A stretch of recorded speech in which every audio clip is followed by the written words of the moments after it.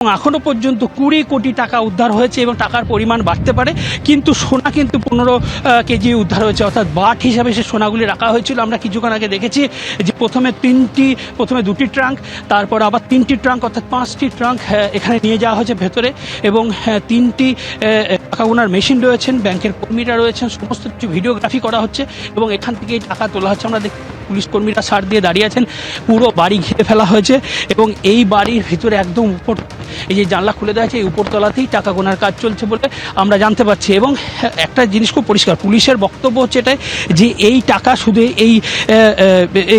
এখানে শুধু নয়, মোহাম্মদবাজারে একাধিক জায়গাতেই টাকা ছড়িয়ে থাকতে পারে, তার জন্য লাগাতার জেরা করা হচ্ছে এই যাদের এই বাড়ির মালিককে, এবং একই সঙ্গে তারা খোঁজ চালাচ্ছেন যে আর কোথাও এই টাকা রয়েছে কিনা। এবং যেভাবে টাকাগুলি রাখা হয়েছিল, খুব পরিকল্পনা করে এই টাকাগুলি রাখা হয়েছিল, পুলিশের বক্তব্য।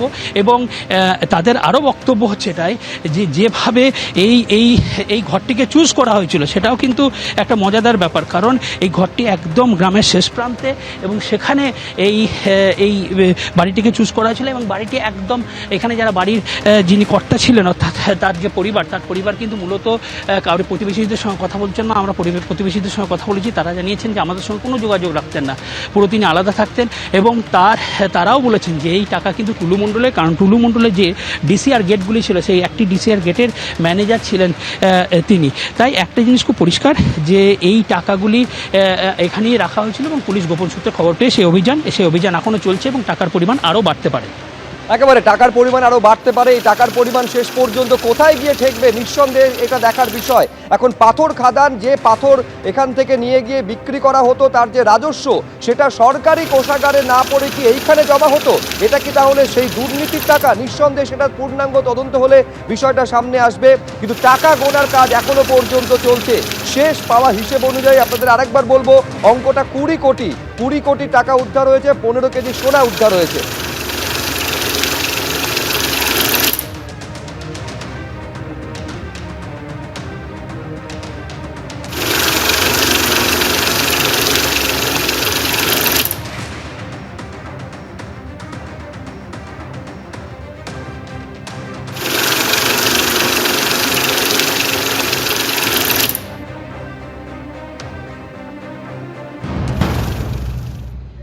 আমরা পুরোপুরি এই দেউচিয়া এলাকার সমস্ত বাসিন্দায় আমরা এটা কনফার্ম করতে পারি যে এই টাকাগুলো ওনার টাকা নয়, এই টাকাগুলো অন্যজনার।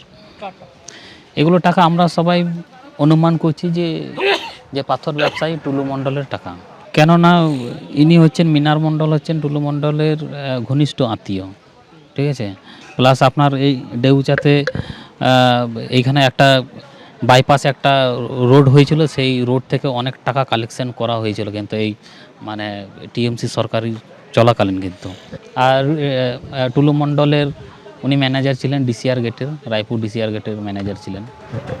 হ্যাঁ, এই বিপুল পরিমাণ টাকা উদ্ধার এবং সঙ্গে যে সোনা উদ্ধার হয়েছে, পুলিশের ভূমিকার ভূয়সী প্রশংসা করেছেন রাজ্যের মুখ্যমন্ত্রী শুভেন্দু অধিকারী। সোশ্যাল মিডিয়ায় তিনি এই নিয়ে পোস্ট করেছেন, যে পোস্টে তিনি লিখছেন, বালি মাফিয়ার বিরুদ্ধে অভিযানে প্রশংসনীয় কাজ করেছে পুলিশ প্রশাসন। বিশেষ সূত্রে খবর পেয়ে মোহাম্মদবাজারে তল্লাশি চালায় পুলিশ। বালি মাফিয়া টুলু মণ্ডল ওরফে মোহাম্মদ নাজিবউদ্দিনের ডেরায় অভিযান চালিয়ে বিপুল টাকা ও সোনা উদ্ধার করেছে পুলিশ। অবৈধ সম্পদের এই উদ্ধার অভিযান নিয়ে ডিজিপি এবং এসপির প্রশংসা করেছেন রাজ্যের মুখ্যমন্ত্রী।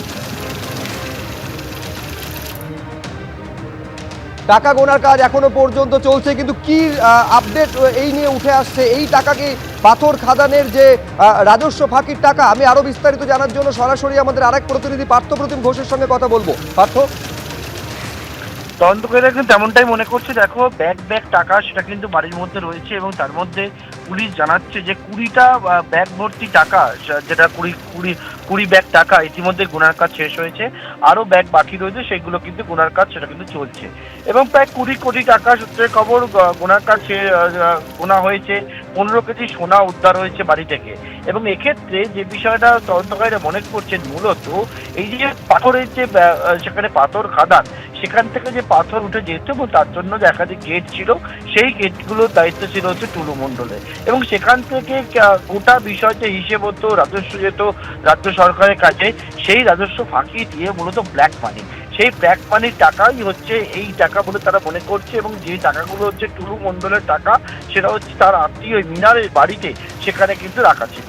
মিনারের বাড়িটাকে বেছে নেওয়া হয়েছিল এমন একটা জায়গায় যেখানে হচ্ছে আশেপাশে এলাকা সম্পূর্ণ ফাঁকা, দেখে কারো সন্দেহ না হয়, এবং তার জন্যই কিন্তু মিনার মণ্ডলের এই বাড়িটাকে বেছে নেওয়া, এবং সেই মতো সেই বাড়িতে এরকম টাকার পাহাড় উদ্ধার হচ্ছে।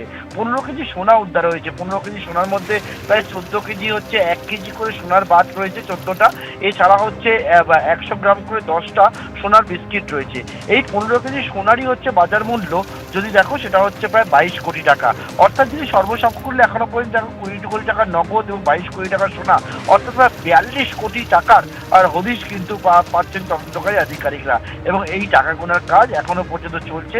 মঙ্গলবার থানা পুলিশ গোপন সূত্রে খবর পেয়ে আজকে ভোর রাত্রি যায় এবং সেখানে প্রায় 13 ঘন্টা ধরে এই টাকা গোনার কাজ সেটা কিন্তু তারা চালাচ্ছেন বর্তমানে এই টুলু মণ্ডলের আত্মীয়ের বাড়িতে। শুভজিৎ। এবিপি আনন্দ, এগিয়ে থাকে, এগিয়ে রাখে।